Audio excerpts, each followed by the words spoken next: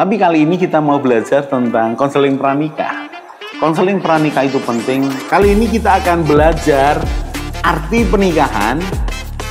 Topiknya adalah tidak ada keluarga yang sempurna. Parenting ini perlu diketahui oleh semua orang, bukan hanya orang tua. Belajarlah menjadi teman yang asik, yang ngobrol, yang menghargai. Family unboxing, membongkar keluarga.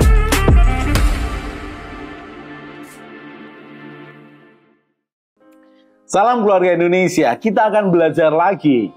Dan kali ini kita akan belajar menantu dan mertua. Mertua dan menantu. Tentang apa? Tentang juru bicara mertua. Pak, juru bicara mertua, memang ada sengketa apa, Pak? Oh, belum tentu sengketa dong. Bukankah ketika dua keluarga mau menyatukan karena anaknya akan menikah, kan bukankah ada juru bicara? Jadi mewakili. Juru bicara artinya mewakili. Jadi kalau judulnya juru bicara mertua, mari kita lihat dulu. Kita perhatikan dulu hubungan menantu mertua. Kita perhatikan dulu hubungan anak dengan orang tua dan anak dengan mertua. Kita lihat beberapa poin yang utama. Yang pertama adalah mertuamu adalah orang tuamu. Garis bawah itu. Mertuamu adalah orang tuamu. Jadi seperti engkau memperlakukan orang tuamu, perlakukanlah mertuamu seperti orang tuamu. Tidak mudah loh. Mengapa? Ya kalau sifat-sifatnya mertuamu sama dengan orang tuamu. Contoh nih, orang tuamu itu baik hati. Orang tuamu itu perhatian. Orang tuamu itu mau berkorban. Maka hormatmu kepada orang tuamu begitu sepenuh hati. Mengapa? Tahu cintanya, tahu pengorbanannya, tahu kepeduliannya, tahu bagaimana kemudian berkorban untuk kepentingannya demi kamu. Wah, berarti orang tuaku ini layak untuk dihormati. Nah, kalau kamu punya mertua yang kira-kira sama, mertua yang bertanggung jawab, yang mengasihi anaknya, yang peduli dengan anaknya, mertua yang baik, yang tidak jahat kepada anaknya, mertua yang berkorban kepada anaknya, yaitu suamimu atau istrimu. Maka untuk menghormati mertuamu, seperti menghormati orang tuamu tidak ada masalah. Benar kan? Karena orang tuamu bertanggung jawab, mertuamu bertanggung jawab. Orang tuamu baik hati, mertuamu baik hati. Orang tuamu mau berkorban, mertuamu mau berkorban. Jadi mudah sekali. Tetapi coba bayangkan, kalau kemudian mertuamu ini bertentangan atau sangat berbeda dengan orang tuamu. Orang tuamu baik hati, perhatian, mau korban. Sementara mertuamu ternyata tidak. Atas anaknya dia tidak baik. Atas anaknya dia mau menang-menangan. Atas anaknya dia tidak mau berkorban. Apakah kamu bisa menghormati mertuamu seperti orang tuamu? Itu tantangan. Tapi saya harus katakan hal yang bagus, yang mendasar tentang hubungan orang tua dan hubungan dengan mertua. Hormatilah mertuamu seperti menghormati orang tuamu. Karena itu poin yang baik. Pak, bagaimana dengan mertua saya yang ternyata tidak sebaik orang tua saya?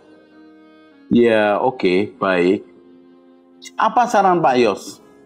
Saran saya adalah hormatilah mertuamu seperti orang tuamu. Pak, untuk apa menghormati mertua yang tidak baik dengan anaknya, dengan istri saya, dengan suami saya? Bukan begitu caranya. Bukan begitu caranya untuk mendidik dalam tanda petik keluarga besarmu. Kalau engkau sebagai menantu tetap hormat walaupun mertuamu ini tidak baik kepada anaknya, mungkin juga tidak baik kepada kamu. Kamu tetap hormat, kamu tetap peduli. kamu tetap menghormati dan berkorban, maka diharapkan pada suatu kali mertuamu itu sadar. Aku ini tidak baik sama mantuku, tapi kok dia baik ya? Akan merubah. Kan begitu. Jadi bagian pertama, perlakukan mertuamu seperti engkau memperlakukan orang tuamu. Hormati mertuamu seperti engkau menghormati orang tuamu. Sekarang mari kita geser. Apa Pak digeser? Kalau kamu sebagai mertua. Minta maaf ya kalau saya katakan kamu ya. Sesama mertua dilarang saling mendahului. Seperti bis kota saling mendahului. Kita saling menghargai. Tapi izinkan saya mengatakan, kamu rasanya tidak baik ya. Bapak Ibu. Minta maaf ya. Bapak Ibu mertua, perlakukanlah menantumu seperti engkau memperlakukan anakmu. Kalau engkau mencintai anakmu, engkau berbuat baik kepada anakmu. Engkau berkorban kepada anakmu. Maka lakukanlah hal yang sama kepada menantumu. Itu bagian yang kedua. Pak, saya tidak ada masalah, Pak. Anak saya itu nurut. Anak saya itu mau diajak ngomong-ngomong, Pak. Anak saya tidak melawan, tidak memberontak, Pak. Anak saya ini, Pak, pernah buat kesalahan, tapi kemudian menyesal dan berubah, Pak. Jadi saya tambah cinta dengan dia. Kalau menantu saya sama dengan anak saya, Pak. Anaknya baik, nurut, menyesal, berubah. Saya mau mengasihi dia, Pak, seperti mengasihi anak saya. Tidak sulit, Pak, tidak sulit buat saya. Kenapa? Kalau menantu saya sama dengan anak saya. Tapi kalau mantu saya yang lain, Pak, beda, Pak. Dia keras kepala, tidak nuruti saya. Dia otoriter, Pak, dia menang-menangan. Dia bahkan melarang anak saya untuk ketemu saya. Apakah saya harus mengasihi dia seperti saya mengasihi anak saya? Pak Yos, bagaimana ini caranya? Ibu bapak yang terhormat, saya akan punya jawaban. Apa itu, Pak? Sayangilah menantumu seperti engkau menyayangi anakmu. Ya berarti sama dong yang tadi. Iya sama. Mengapa? Karena begini. Kalau engkau tidak belajar mengasihi menantumu seperti anakmu, lalu engkau berbeda sikap, karena dengan menantu yang satu kamu menyayanginya, kemudian dengan menantu yang satunya engkau tidak menyayanginya, maka akan terjadi pembicaraan gosip di antara menantu. Kok perlakuannya beda ya? Berikutnya lagi, maka menantumu tidak akan belajar bahwa ada orang tua yang baik, bahwa ada mertua yang baik. Siapa itu? Ya Bapak Ibu sekalian. Saya tidak panggil kamu loh ya, walaupun mungkin lebih muda. Bapak Ibu sekalian, ternyata ada mertua yang baik ya. Saya kira mertua itu seperti sinetron-sinetron yang ada. Mertuanya jahat, tapi ternyata mertuaku baik. Kalau engkau perlakukan menantumu seperti engkau menyayangi anakmu, maka bisa berbeda. Jadi perhatikan, sikap menantu, ya perhatikan, sikap anak kepada orang tuanya dan sikap anak kepada mertuanya sama, tidak jauh beda. Sikap mertua kepada menantunya dan sikap mertua kepada anaknya tidak jauh beda. Pak, itu ideal, Pak. Tapi saya belum ideal. Karena itu kita belajar. Belum ideal, enggak apa-apa. Sekarang ya, Pak, kalau saya melihat menantu saya menang-menangan dengan anak saya, terus apa yang saya lakukan, Pak? Saya tidak terima, Pak. Anak saya diperlakukan begitu. Oh ya benar. Siapa orang tua yang rela menerima anaknya diperlakukan semena-mena oleh menantunya? Tidak ada orang tua yang begitu. Tidak ada. Hanya masalahnya, perhatikan sekali lagi yang berikutnya. Ketika seorang anak sudah menikah, walaupun 1 hari.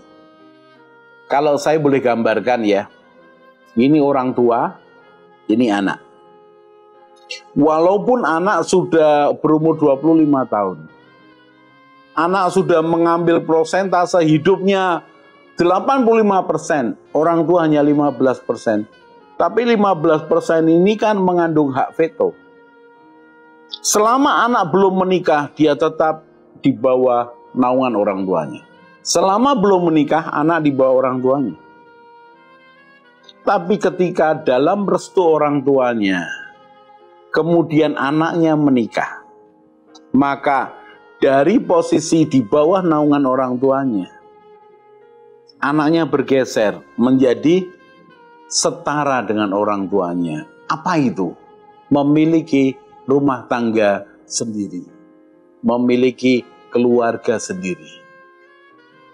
Walaupun orang tuanya sudah menikah 29 tahun, 30 tahun, dan anaknya baru menikah 1 hari, tapi tetap mereka itu setara. Bayangkan bagaimana cara pandang orang tua dan mertua melihat akan rumah tangga yang baru ini. Setara. Lalu bagaimana kalau setara, Pak? Apa dampaknya? Oh, sangat berdampak. Karena itu harus merubah budaya, merubah kebiasaan, merubah cara pandang. Supaya apa? Kedua-duanya ini berjalan dengan baik. Pak, bagaimana saya ini bisa menghargai bahwa ini keluarga yang baru? Kalau saya tidak bisa, bagaimana, Pak? Kan belum pengalaman. Nanti kan dia kasihan, Pak. Bagaimana saya bisa melihat ini?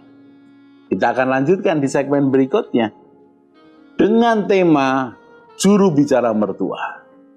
Salam keluarga Indonesia.